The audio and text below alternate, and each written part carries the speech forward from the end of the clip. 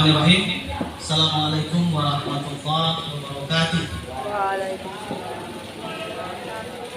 Yang terhormat Ibu Kepala Sekolah UPT SD Negeri 06 6040, kemudian Bapak ya satu ya, Bapak dan Ibu-ibu guru SD Negeri 06 6040. Bersyukur kita kepada Allah karena kita masih diberikan Allah kesempatan, kesehatan, sehingga kita bisa berkumpul di ruangan yang sangat berbahagia ini, ya, di ruangan salah satu ruangan kita di SD Negeri 06 6040. Mudah-mudahan apa yang saya sampaikan nantinya bisa mendapat kesegaran bagi kita, terutama juga bagi saya, untuk kedepannya kita bisa baik lagi dalam mendidik anak bangsa.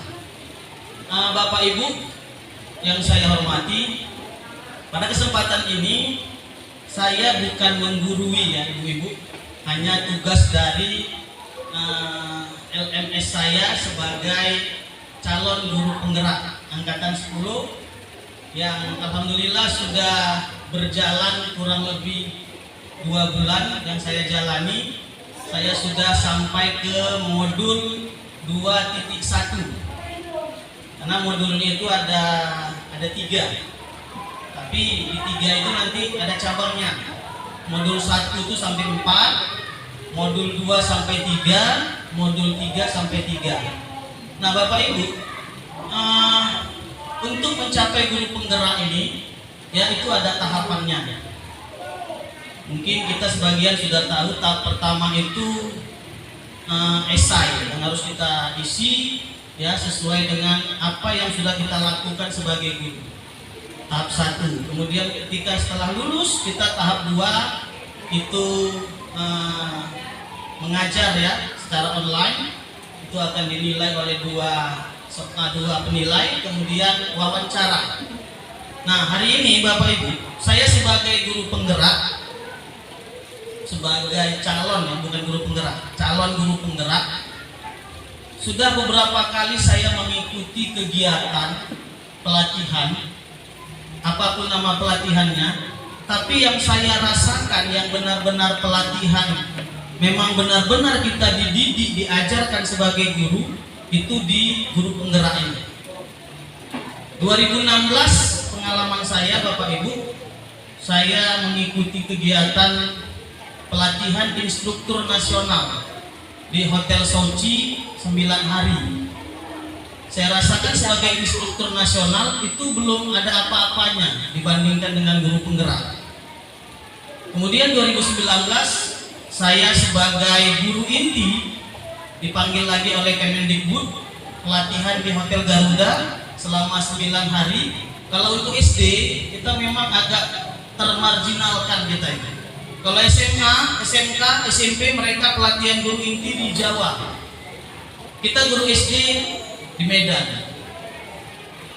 Jadi saya kemarin 2019 pelatihan guru inti 9 hari di Hotel Garuda ya. Itu juga lebih dahsyat pelajarannya di guru penggerak ini daripada guru inti yang kemarin. Memang pengimbasan guru inti itu saya mengimplementasikan kepada guru-guru sasaran sebanyak 20 orang. Nah kalau kali ini, kalau guru penggerak itu 320 jam 320 jam yang akan saya ikuti nantinya selama kurang lebih 6 bulan. Nah Bapak Ibu,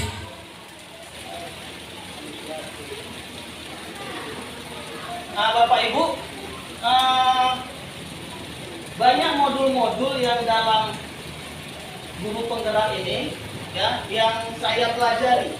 Mungkin insya Allah ibu-ibu yang lain juga, saya yakin semuanya kita bisa ya, semua kita bisa. Ada cerita bilangnya tua ada apa semua. Memang syarat guru penggerak ini paling tua itu 50 tahun ke bawah lah ya. Tapi saya yakin kalau kita mau, insya Allah semua bisa. Saya aja nggak pandainya, coba aja nih. coba-coba, alhamdulillah terikuti juga gitu. Walaupun banyak tugasnya, tapi alhamdulillah terikuti juga. Nah, modul-modul di guru penggerak itu banyak, Bapak Ibu. Kemarin hari Sabtu semalam pendampingan individu itu modul 1.3 tentang visi guru penggerak. Jadi visi sekolah dengan visi guru penggerak itu digabungkan. Nah, hari ini ya yang akan saya sampaikan, sama-sama kita belajar, ibu-ibu, bapak-bapak, sama-sama kita belajar tentang budaya positif. Ini modul 1.4 ya, yang sudah lewat ya, tapi saya harus mengimbaskan. Ini sebagai tugas saya aja, bukan mau sok pintar atau sok pandai. Karena memang tugasnya itu Bapak Ibu disuruh video selama 1 jam. Makanya lagi berlangsung itu, masih apa kan, Lid? 1 jam harus saya buat videonya. Kemudian nanti digabungkan di Canva, baru diletakkan di LMS. Jadi bukan karena sok paten atau sok pintar, enggak, karena memang tugas ya Bapak Ibu ya. Nah, budaya positif Bapak Ibu ini memang harus kita kita dapati ilmu itu agar anak-anak didik kita itu benar-benar menjadi peserta didik yang berkualitas. Selama ini kita tahu budaya positif itu hanya kita anak-anak berperilaku baik ya. Ternyata memang ada prosesnya Bapak Ibu untuk menjadi kita menerapkan budaya positif itu ya. Nah, kalau kita lihat budaya positif di sekolah itu membentuk karakter murid, guru, dan visi misi sekolah. Menerapkan strategi disiplin positif yang memerdekakan murid untuk menciptakan ekosistem sekolah yang aman dan berpihak pada murid. Nah, Bapak Ibu, untuk guru penggerak ini ya, selama menteri kita Pak Nadiem ini, Nadiem Makarim, dia mempelopori Ki Hajar Dewantara. Ki Hajar Dewantara itu berpihak kepada murid teorinya. Nah, makanya ini dia berpihak pada murid. Mungkin nanti kalau kita menteri tukar lagi pelopornya, bukan siapa lagi ya kan. Tapi yang jelas kurikulum itu berganti, itu semuanya untuk kita. Ya Bapak Ibu, kita lanjut. Nah, yang akan kita pelajari hari ini, yang akan saya sampaikan ada 6.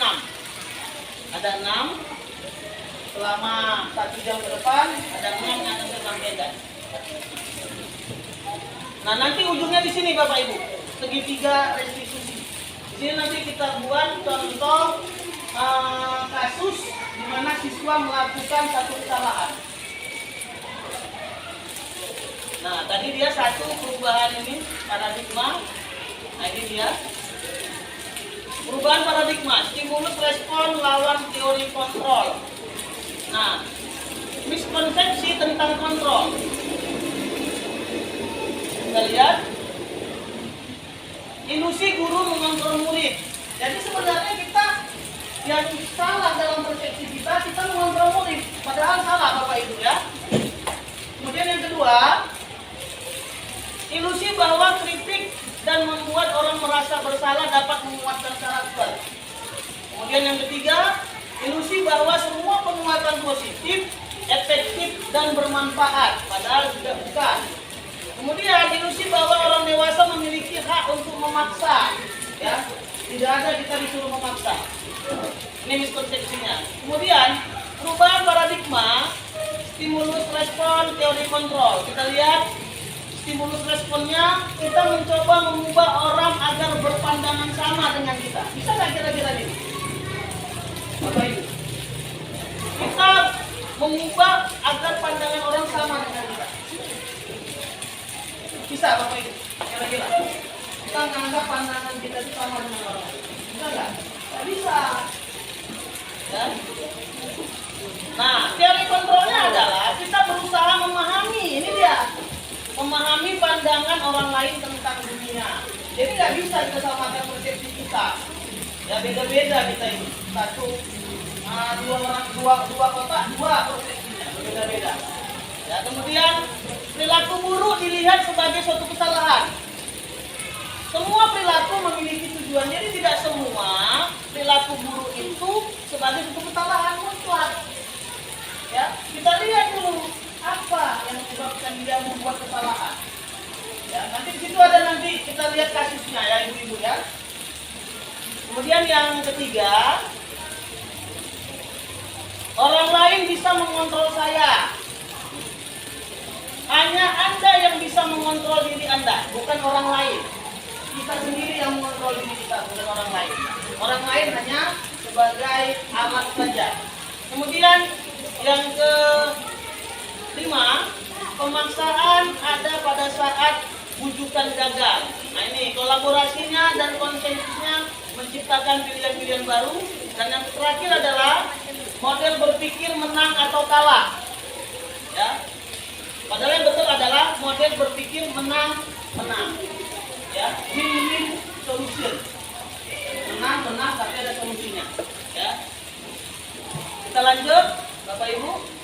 Arti disiplin dan 3 motivasi perilaku manusia.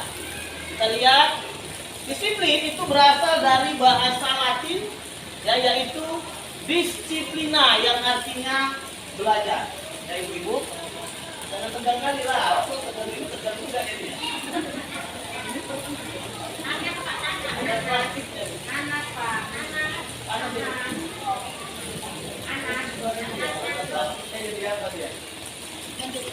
ya, kita lanjut ya Bu. Makna asal dari kata ini berkonotasi dengan disiplin diri dari murid-murid Socrates dan Plato. Ya, ini sudah kenal lah Bapak Ibu ya, Plato dan Socrates. Disiplin diri membuat orang menggali potensinya menuju sebuah tujuan apa yang dia hargai. Namun dalam budaya kita, makna kata disiplin telah berubah menjadi sesuatu yang dilakukan seseorang pada orang lain untuk mendapatkan kepatuhan. Kecenderungan umum adalah menghubungkan kata disiplin dengan ketidaknyamanan, bukan dengan apa yang kita hargai atau pencapaian suatu tujuan mulia. Ya, kita lanjut. Teori motivasi perilaku manusia. Yang pertama, untuk menghindari ketidaknyamanan atau hukuman, apa yang akan terjadi apabila saya tidak melakukannya. Nah, Bapak Ibu, teori di sini ada yang eksternal 2, kemudian internal dari diri kita ya ibu-ibu ya. 1, eksternalnya dari luar, itu 2, internal dari diri kita 1. Ya, eksternal yang kedua, untuk mendapatkan imbalan dari orang lain atau institusi. Apa yang akan saya dapatkan apabila saya melakukannya? Nah, ini dia. Dan yang ketiga, dari diri sendiri, internal. Untuk menghargai diri sendiri menjadi insan sesuai harapan kita. Saya akan menjadi orang yang seperti apa bila saya melakukannya. Nah, ibu-ibu, bapak-bapak, kira-kira di antara 3 ini mana yang cocok untuk kita? Eksternal ada 2, internal ada 2. Kira-kira yang mana?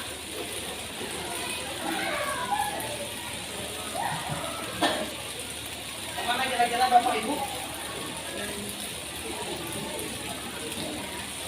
Ya? Ya, internal kata Ibu Kepala Sekolah. Ini dia. Saya akan menjadi apa bila saya melakukan hal yang positif? Itu dia. Jadi jangan kedisiplinan itu jangan menjadi beban sama kita. Ya. Nah, kita lanjut. Di mana ada kemerdekaan, ini berasal dari Ki Hajar Dewantara, ya. Di mana ada kemerdekaan, disitulah harus ada disiplin yang kuat.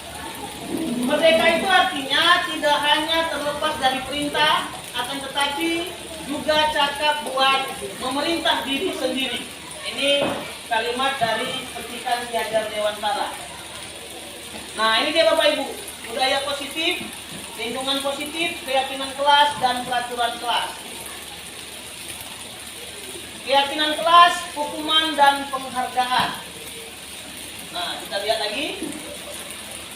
Mengapa tidak peraturan saja? Mengapa harus keyakinan kelas? Kira-kira Bapak Ibu, peraturan kelas sama keyakinan kelas sama atau tidak?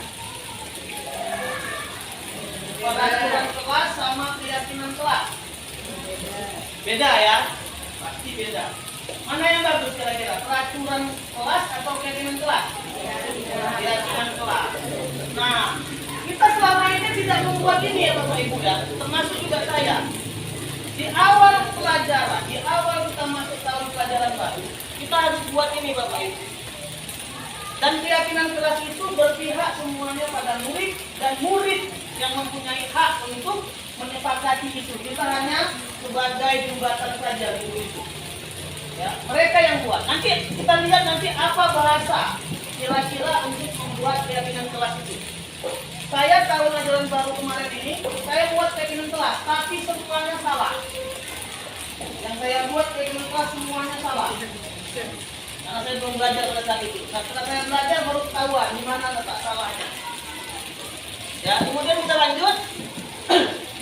Mengapa kita memiliki peraturan harus menggunakan helm bila mengendarai kendaraan roda 2? Kira-kira apa? Tujuan kita pakai helm itu pertahanan, terus ya kan? Jadi fungsi helm itu udah salah ya kan? Harusnya kita mematuhi peraturan tapi takut sama polisi ya kan? Takut dengan razia. Kita lanjut. Mengapa kita memiliki peraturan 3M, menggunakan masker, mencuci tangan, dan menjaga jarak 1,5 meter? Mengapa kita memiliki peraturan harus tempat waktu pada saat mengikuti pelatihan atau ke sekolah? Untuk mendukung motivasi intrinsik kembali ke nilai-nilai keyakinan, keyakinan lebih menggerakkan seseorang dibandingkan mengikuti serangkaian peraturan-peraturan. Kita lanjut lagi, keyakinan kelas. Untuk terbentuknya budaya positif, pertama-tama perlu diciptakan dan disepakati keyakinan-keyakinan atau prinsip-prinsip dasar bersama di antara para warga kelas. Berarti termasuklah kita sebagai ibu. Dan nanti kita terapkan ya ibu-ibu ya di tahun ajaran baru ya. Nah, kita lanjut. Suatu keyakinan akan lebih memotivasi seseorang dari dalam. Seseorang akan tergerak dan bersemangat untuk menjalankan keyakinan daripada sekedar mengikuti rangkaian peraturan tadi. Jadi lebih kuat dia keyakinan daripada peraturan. Nah, kita lihat, kita lanjut saja. Nah, ini contoh nih, kesepakatan kelas. Kami guru dan murid yang saling menyayangi. Kami murid yang semangat belajar, kami murid yang peduli dengan teman-teman. Nah, ini kita lihat peraturan dan keyakinan. Nah, peraturan selalu kembalikan buku ke tempatnya. Keyakinannya adalah kalau kita kembalikan buku ke tempatnya berarti apa? Tanggung jawab. Hadir di sekolah 15 menit sebelum pembelajaran dimulai. Keyakinannya menghormati orang lain dan diri sendiri. Dilarang melakukan kekerasan. Ini dia banyak keyakinannya sampai ke bawah, ibu-ibu. Bisa kita baca, menggunakan masker ini untuk kesehatan. Jangan berlari. Nah, ini dia Bapak Ibu ya. Ini peraturan itu menggunakan kalimat-kalimat negatif. Saya aja yang udah belajar, tadi aja waktu upacara masih menggunakan kalimat negatif. Apa kalimat negatifnya? Kata jangan. Kita tidak boleh menggunakan kata jangan kepada siswa dalam membuat keyakinan kelas. Kita harus menggunakan bahasa-bahasa yang positif. Ya, nanti kita contohkan ya Bapak Ibu. Perbedaan hukuman dan sanksi. Kalau hukuman ini sesuatu yang menyakitkan harus terjadi. Betul nggak Bu? Kalau hukuman itu kayak tumpul misalnya kan? Begini Bu. Ngasih hukuman sama murid dengan apa? Verbal, dengan kata-kata. Bisa nggak? Bisa. Nyakitin nggak sama dia kalau kita terlalu kasar? Nyakiti. Nah, kalau sanksi sesuatu yang harus terjadi, tidak mesti menyakitkan. Ya. Kemudian ini dia membuat anak sakit, ya, main pukul, apalagi zaman dulu pakai roll, ya kan? Nah, membuat anak merasa tidak nyaman dalam jangka waktu pendek. Nah, ini perbedaan hukuman dan sanksi. Bisa Bapak Ibu baca ya. Nah, kita lanjut. Bapak Ibu guru ingin kelas dan keadaannya bagaimana? Aman, nyaman, ya. Kita lanjut lagi. Prosedur pembuatan keyakinan kelas. Nah, ini dia, ibu-ibu. Prosedur kita membuat keyakinan kelas. Yang pertama, mempersilakan warga sekolah atau murid-murid di sekolah atau kelas untuk bersurah pendapat tentang peraturan yang perlu disepakati. Nah, dimusyawarahkan Bapak Ibu sama warga kelas, ya. Itu yang pertama. Kita persilakan murid-murid kita memberikan pendapatnya, ya, tentang keyakinan kelas itu. Kemudian mencatat, setelah diungkapkan dicatat, ya. Kemudian susun keyakinan kelas sesuai prosedur pembentukan keyakinan sekolah atau kelas. Gantilah kalimat-kalimat dalam bentuk negatif menjadi positif. Ini contohnya, kalimat negatif. Jangan berlari di kelas. Misalnya ada murid, Pak, saya ingin nomor 1, katanya. Jangan berlari di kelas, katanya. Itu negatif, ya Bapak Ibu, ya. Apa positifnya? Ini dia. Berjalanlah di kelas atau koridor. Jadi membuat keyakinan itu jangan lagi menggunakan kalimat negatif. Apa contohnya? Jangan. Apa lagi? Tidak boleh. Tidak boleh bertengkar dalam kelas. Tukar kalimatnya. Apa kira-kira kalimatnya? Misalnya tidak boleh bertengkar dalam kelas. Berkawan ya nak. Hah? Berdamailah dengan teman. Iya bisa kumpul. Berdamailah dengan teman. Ya.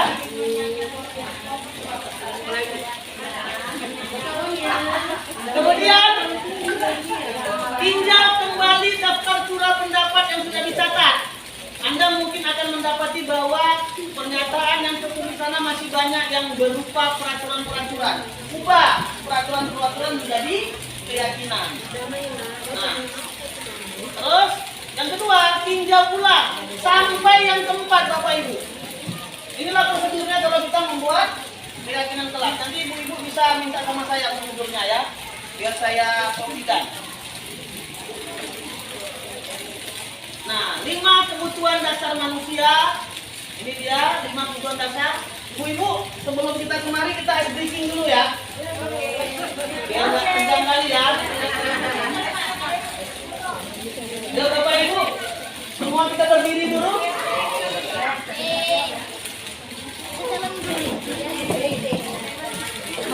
Agak keluar dari bangkunya, dari meja diskusinya. Sabar Bu, nasi gorengnya lagi Bu.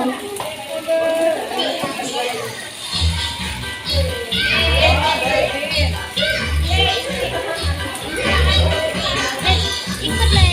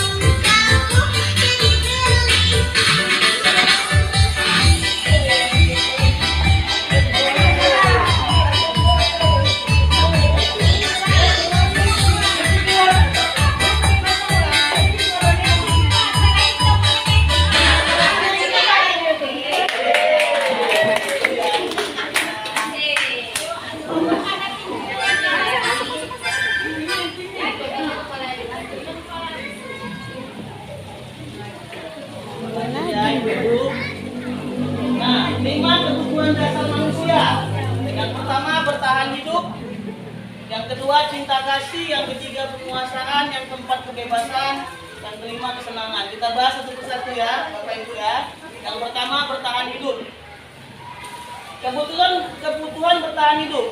Kebutuhan bertahan hidup atau survival adalah kebutuhan yang bersifat fisiologis untuk bertahan hidup, misalnya kesehatan, rumah dan makanan. Kebutuhan biologis sebagai bagian dari proses reproduksi termasuk kebutuhan untuk tetap bertahan hidup. Jadi Bapak Ibu, yang kebutuhan bertahan hidup itu adalah kesehatan, rumah, makanan, dan termasuk juga apa? Reproduksi ya. Bu Siska ya. Nih. Kebutuhan bertahan hidup Bu Siska. Yang pertama kesehatan Bu Siska. Yang kedua rumah, makanan, yang ini yang ketiga. Mudah-mudahan ya, cepat ya.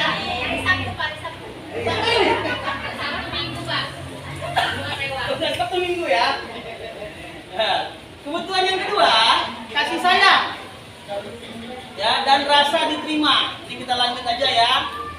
Penguasaan ini semuanya kebutuhan-kebutuhan kita ya Ibu-ibu, termasuk kesenangan. Ya kan Bu Tanggang? Kesenangan termasuk kebutuhan kan Bu Tanggang?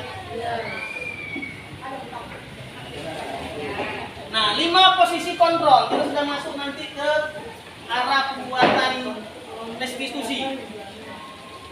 Nah, nanti ibu-ibu ya atau bapak ya.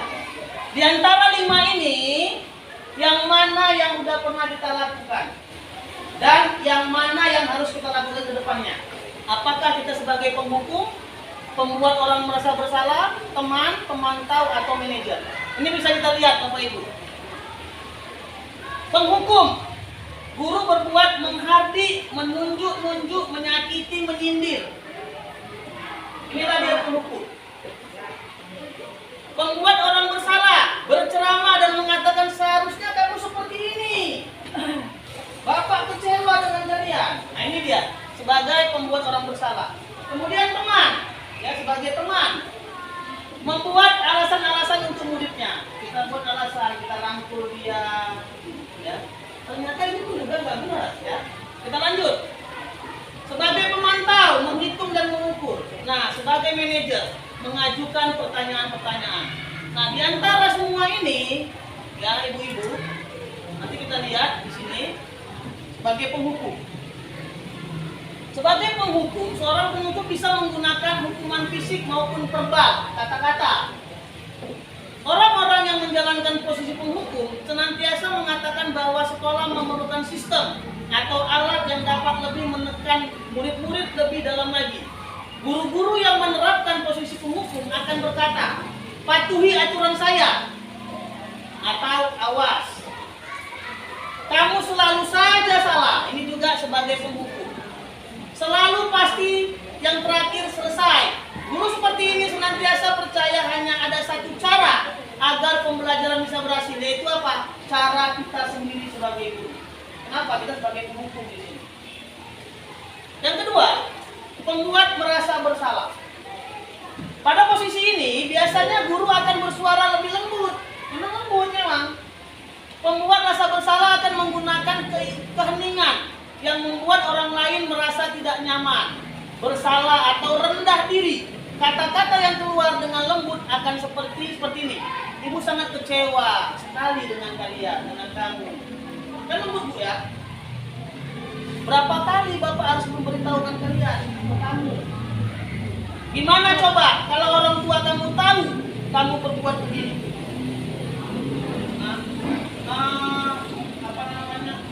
Setahun yang lalu, waktu ibu kepala sekolah yang lama, itu ada kasus sebenarnya di kelas 6A, tapi nggak saya sampaikan. Kenapa? Kalau saya sampaikan, pasti anak itu dipecat. Pasti. Tapi saya lakukan yang ini. Ternyata salah. Ini yang saya lakukan. Apa yang dia buat? Dia video call sama laki-laki ya, yang tidak senonoh. Itu juga ya, yang saya lakukan ini ternyata salah. Dia merasa apa namanya? Memang lembut saya yang bilangkannya, tapi dia merasa terbebankan sama dia. Kalau saya sampai ke kepala sekolah mungkin dia dipecat. Saya panggil orang tuanya, bapaknya, mamanya, saya bawa ke perpustakaan pada saat itu, alhamdulillah lanjut amannya sekolah. Saya tekankan sama siswa sama kawan-kawannya nggak boleh dibully. Ya, alhamdulillah kawan-kawannya apa pula itu mau dengar apa yang saya sampaikan sampai saat ini ya ada itu terbocorkan. Padahal itu aib sekolah kita itu. Tapi alhamdulillah bisa tertutupi itu. Saya lakukan ini Bapak Ibu, ternyata salah. Saya katakan ini, saya sangat kecewa sekali sama kamu. Ya, kita lanjut sebagai teman. Guru pada posisi ini tidak akan menyakiti murid, namun akan tetap berupaya mengontrol murid-murid melalui persuasi. Posisi teman pada guru bisa negatif ataupun positif. Positif di sini berupa hubungan yang terjalin antara guru dan murid. Guru di posisi teman menggunakan hubungan baik dan humor untuk mempengaruhi seseorang. Mereka akan berkata, ayo bantulah demi Bapak ya. Ini juga pernah saya lakukan. Ya, tapi ternyata salah juga. Ayo, ingat tidak bantuan Bapak selama ini. Ya sudah, kali ini tidak apa-apa, nanti Ibu bantu bereskan. Hal negatif dari posisi teman adalah bila suatu saat guru tersebut tidak membantu, maka murid akan kecewa dan berkata, saya pikir Bapak atau Ibu teman saya. Ya, ternyata bukan. Ya, ini juga terjadi pada rekan futsal saya. Rekan futsal saya itu dia murid saya jadikan pelatih. Saya jadikan dia teman. Ternyata bahasa ini yang keluar dari mulut dia, pas sekali teori. Dia katakan seperti sama saya pikir Bapak orangnya seperti ini. Nah, kenapa? Karena saya lakukan sebagai teman, padahal dia murid saya. Nah, kemudian pemantau. Memantau berarti mengawasi. Pada saat kita mengawasi, kita bertanggung jawab atas perilaku orang-orang yang kita awasi. Posisi pemantau berdasarkan pada peraturan-peraturan dan konsekuensi. Dengan menggunakan sanksi atau konsekuensi, kita dapat memisahkan hubungan pribadi kita dengan murid. Sebagai seseorang yang menjalankan posisi pemantau, pertanyaan yang diajukan adalah peraturannya apa? Apa yang telah kamu lakukan? Sanksi atau konsekuensinya apa? Nah, inilah sebagai pemantau. Dan yang terakhir adalah sebagai manajer. Posisi terakhir manajer adalah posisi di mana guru berbuat sesuatu bersama dengan murid-murid, mempersilahkan murid mempertanggungjawabkan perilakunya, mendukung murid agar dapat menemukan solusi atas permasalahannya sendiri. Seorang manajer telah memiliki keterampilan di posisi teman maupun pemantau, dan dengan demikian bisa jadi di waktu-waktu tertentu kembali kepada kedua posisi tersebut bila diperlukan. Nah, di antara 5 ini Bapak Ibu, mana yang kita sesuai dengan kita? Sebagai manajer kah? Pemantau, teman, pembuat merasa bersalah, penghukum. Mana kira-kira Bapak Ibu? Sebagai manajer. Dan 5 ini saya yakin pernah kita lakukan sebagai guru, sebagai penghukum, ya, kemudian sebagai pembuat merasa bersalah, sebagai teman, sebagai pemantau, dan sebagai manajer. Dan ternyata di antara 5 itu kita harus sebagai manajer. Ya, Bapak Ibu, kita lanjut. Apa yang kita yakini? Kembali ke kelas. Apakah kamu meyakininya? Jika kamu meyakininya, apakah kamu bersedia memperbaikinya? Inilah kalau manajer tadi ya.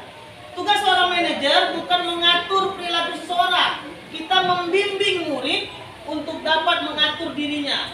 Seorang manajer bukannya memisahkan murid dari kelompoknya, tapi mengembalikan murid tersebut ke kelompoknya dengan lebih baik dan puas. Nah, ini yang terakhir, restitusi. Apa itu restitusi? Restitusi adalah proses menciptakan kondisi bagi murid untuk memperbaiki kesalahan mereka, sehingga mereka bisa kembali pada kelompok mereka dengan karakter yang lebih kuat. Ini teori dari Gosen, ya, tahun 2004. 9 ciri restitusi, ini Bapak Ibu. Restitusi itu bukan untuk menebus kesalahan, namun untuk belajar memperbaiki kesalahan. 2. Memperbaiki hubungan. 3. Tawaran bukan paksaan. 4. Menuntut untuk ke dalam diri sampai yang 9 ini. Bisa kita baca sama-sama nanti. Nah, kita lanjut segitiga restitusi. Yang pertama, validasi tindakan yang salah. Yang kedua, menstabilkan identitas. Yang ketiga, menanyakan keyakinan. Yang ini kawannya. Yang ini, menstabilkan identitas, ini dia. Menanyakan kelas, keyakinan kelas, ini dia. Nah, kita lihat satu persatu ya. Tahapan restitusi. Yang pertama, menstabilkan identitas. Apa tujuannya kita menstabilkan identitas? Ini dia. Untuk membuat anak yang merasa gagal karena berbuat salah menjadi positif terhadap dirinya. Guru berkata ketika ini, berbuat salah itu hal yang manusiawi. Tidak ada manusia yang sempurna. Bapak ibu juga pernah buat salah. Nah, inilah dia kata-kata untuk menstabilkan identitas. Nanti ada contohnya, kasusnya ya ibu. Validasi tindakan yang salah. Ya, ini dia. Membantu siswa mengenali basic need atau kebutuhan yang ingin dipenuhinya ketika melakukan kesalahan itu. Dan yang ketiga, ini guru berkata, kamu bisa saja akan melakukan hal lebih buruk, tapi kamu tidak melakukannya. Ini yang kedua tadi. Kemudian yang ketiga, menanyakan keyakinan. Anak melihat kesalahannya dihubungkan dengan norma sosial dan nilai-nilai yang mendasari manusia berinteraksi dengan orang lain. Guru berkata, apa nilai yang kita percaya di kelas atau di sekolah? Ini dia apanya? Menanyakan keyakinan tadi.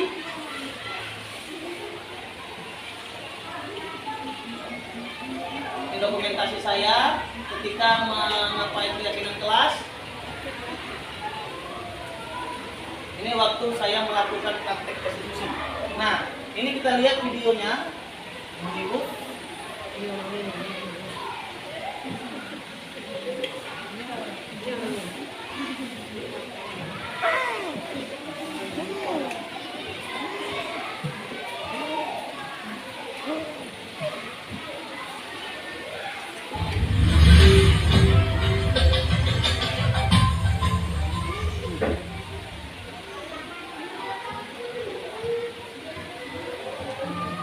Halo, Assalamualaikum warahmatullahi wabarakatuh.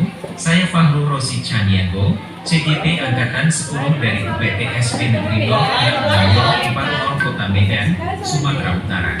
Di video ini adalah demonstrasi kontekstual penerapan segitiga restitusi untuk menyelesaikan permasalahan siswa yang ada di sekolah saya. Sebagai informasi, segitiga restitusi adalah suatu proses dialog yang dijalankan guru atau orang tua agar dapat menghasilkan murid yang mandiri dan bertanggung jawab. Terdapat 3 tahapan segitiga restitusi, yaitu menstabilkan identitas, validasi tindakan yang salah, dan menanyakan keyakinan. Pada tahap menstabilkan identitas, dilakukan berdasarkan prinsip-prinsip membuat kesalahan adalah bagian dari proses pembelajaran yang nantinya akan menggeser identitas yang gagal ke identitas yang sukses. Selanjutnya tahap validasi tindakan yang salah dilakukan dengan berdasarkan prinsip perilaku. Pertanyaan bermakna untuk memunculkan. Ananda tidak terima pekerjaannya, selalu dicontek oleh temannya, ia marah dan tidak dapat menahan emosinya. Berikut adalah ini kasusnya. Ananda itu dia namanya. Tidak terima pekerjaannya, selalu dicontek oleh temannya. Dia marah dan tidak dapat menahan emosinya. saya masalah menggunakan segitiga restitusi. Nanda, Bapak dapat kabar dari kelas kamu itu kenapa kamu kesal? Karena saya selalu menyontek pekerjaan saya, Pak. Bukan hanya PR, sama itu, dia juga menyontek kepada saya, Pak. Oh begitu. Kalau Bapak dalam posisi seperti itu, Bapak mungkin melakukan hal yang sama. Nah, itu tadi kan? Yang kamu buat. Ada tadi kan itu kan? Hal yang sama. Mungkin kalau Bapak jadi kalian, jadi kamu, hal yang sama Bapak lakukan. Ada tadi kan teorinya kan? Nah, apa yang kamu lakukan dalam masalah ini? Saya memarahi dia, Pak. Tanpa sadar saya pukul mejanya, Pak. Kamu maki-maki dia juga? Iya, Pak. Oh begitu ceritanya. Nah,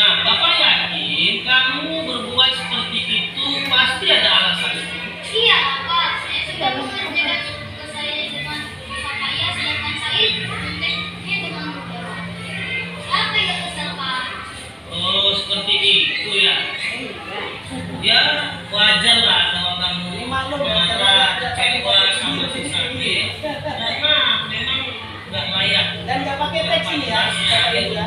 Langsung. Dan Bapak juga sangat menghargai kamu karena kamu tidak melakukan hal yang lebih parah dari itu. Seperti kamu memukul dia, memukul Sakil, akhirnya kalian jadi berantem. Nah, sekarang Nanda, coba Nanda pikirkan yang Nanda sudah lakukan kepada Sakil itu, ya, memaki-maki Sakil, membanting-banting, mukul meja, apakah itu sudah sesuai dengan keyakinan kelas kita? Jadi, menurut Nanda ini, keyakinan kelas apa yang sudah Nanda langgar? Menghormati teman, Pak. Sekarang, Bapak tanya ini, menghargai teman itu baik nggak untuk Nanda? Baik, Pak. Nah, jadi kalau menurut Nanda itu penting, harus keyakinan kelas menghormati teman. Jadi, apa yang Nanda harus lakukan? Jadi, keyakinan kelas apa yang Nanda harus Nanda perbaiki pada diri Nanda? Oke. Sabar, Pak. Jadi kamu bersedia nggak untuk mengubah karakter kamu marah pada Yang teman? terakhir ya, keyakinan ya. Apa yang Nanda lakukan untuk memperbaiki masalah ini? Saya harus bersabar, Pak, dan menahan amarah saya. Dan jika ada tindakan yang menyertai, saya akan melakukannya ke guru yang lebih ataupun guru wali kelas. Tepat sekali Nanda tindakan yang sudah kamu lakukan. Ya, jangan berbuat seperti itu lagi ya. Tetap semangat dan Nanda kembali ke kelas. Terima kasih, Pak. Nah, Assalamualaikum warahmatullahi wabarakatuh. Nama saya Ananda. Saya dari kelas 6A dan saya dari sekolah SDN 066040. Saya sangat senang sekali diajak berdiskusi dengan Pak Guru tentang perilaku teman saya yang tidak baik kepada saya. Saya harus banyak bersabar dan menghormati teman-teman. Memasuki kasus 2, yang kasusnya adalah Alif sering datang terlambat ke sekolah, sehingga banyak pelajaran yang tertinggal. Berikut adalah penyelesaian masalah menggunakan segitiga restitusi. Alek, ya Pak, Bapak dapat informasi dari guru piket. Alek sering datang terlambat ya? Ya, Pak. Menurut ingatan Alek nih, sudah berapa kali Alek datang terlambat? Sudah 7 kali, Pak. Datang terlambat itu merupakan kesalahan tidak? Ya, Pak. Nah, Alek, melakukan kesalahan itu hal yang manusiawi. Setiap orang pasti pernah melakukan kesalahan. Yang terpenting adalah bagaimana diri kita untuk berusaha berupaya memperbaiki diri, berupaya untuk tidak melakukan kesalahan yang sama. Setuju nggak, Alek? Pak. Alek, kita cari solusinya bersama ya, Alek ya? Ya, Pak. Alek ini sering datang terlambat. Bapak yakin Alek punya alasan. Apa alasannya, Alek? Karena sering begadang, Pak.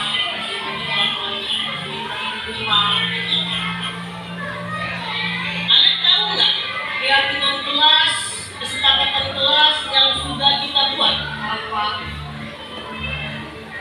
Kalau terlambat datang ke sekolah, sesuai nggak dengan keyakinan kelas kita? Ya, Pak. Menurut Alek nih, keyakinan kelas apa yang sudah Alek langgar? Disiplin, Pak. Menurut Alek nih, disiplin itu penting nggak sama Alek? Penting, Pak. Buat saya datang ke sekolah, guru, dan bisa menghargai waktu, Pak. Betul sekali Alek. Menghargai waktu itu sangat penting sekali bagi kita. Bagaimana kita menghargai diri kita, begitulah kita menghargai waktu. Ya, Pak. Saya menyesal pada saya terlambat. Maaf karena saya terlambat, ya, Pak. Bagus sekali Alek. Kamu merupakan siswa yang baik karena kamu melakukan kesalahan dan kamu berani meminta maaf. Nah, sekarang Alek, apa yang kamu lakukan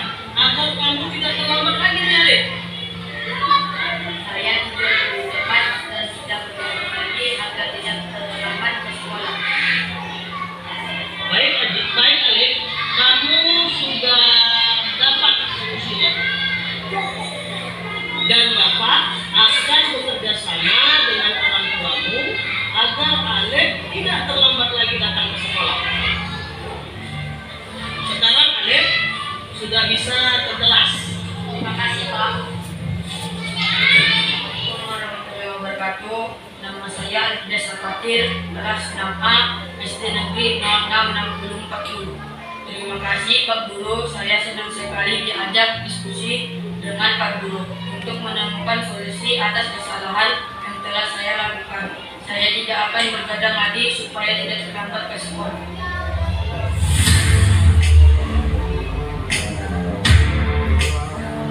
Ya, demikian ya.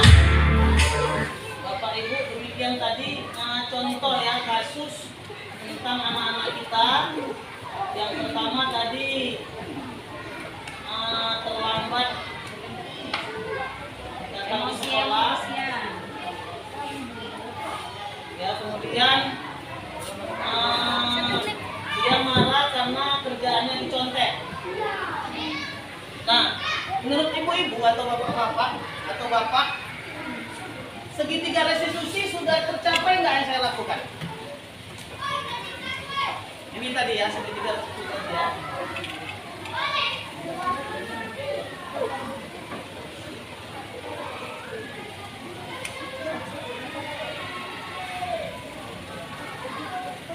Nah, ini dia. Di antara dua kasus tadi, ketiga restitusi ini sudah tercapai nggak yang saya lakukan? Yang pertama, validasi tindakan yang salah. Yang kedua, menstabilkan identitas. Yang ketiga, menanyakan keyakinan. Tercapai ya, Bapak Ibu ya. Tadi yang pertama, Nanda kasusnya dicontek, ya dia marah, dia mukul meja kawannya, ya. Kemudian yang kedua, terlambat datang ke sekolah. Mungkin Bapak Ibu, demikian yang dapat saya sampaikan. Dan mudah-mudahan saya dan kita semua ya melakukan hal sesuai dengan teori yang saya sampaikan. Sama-sama kita belajar, sama-sama kita ke depannya untuk memperbaiki diri kita sebagai guru yang benar-benar profesional. Apalagi sekarang hampir semua kita sudah digaji oleh pemerintah dari sertifikasi, ya kan, Ibu? Sertifikasi itu sangat mendukung kita untuk menjadi guru yang profesional, ya. Sama-sama kita belajar, ya. Semua yakin kita bisa. Semua kita bisa, ya. Jadi ini karena kesempatan yang dikasih Allah sama saya sebagai guru penggerak angkatan 10. Guru penggerak sampai angkatan 14. Ya Bapak Ibu, sampai angkatan 14. Angkatan 12 untuk Medan kayaknya nggak ada. 12 nggak ada. Mungkin 13 atau 14. Ya, untuk kita semua saya sarankan ikutlah kita sebagai calon guru penggerak, karena saya dari tahun 98 sampai sekarang saya merasakan pelatihan yang benar-benar pelatihan sebagai guru adalah di guru penggerak. Yang lainnya merasakan, tapi yang lebih betul-betul matang saya diajarkan teori tentang mengajar dan lain sebagainya itu dari guru penggerak. Sampai visi guru penggerak, visi sekolah, visi kelas itu diajarkan sama kita sebagai guru penggerak. Mungkin demikian yang dapat saya sampaikan. Ya, mudah-mudahan ya sebagai motivasi bagi diri saya dan Bapak Ibu semuanya, penyemangat untuk kita agar kita bisa lebih baik ke depannya. Demikian saya tutup. Assalamualaikum warahmatullahi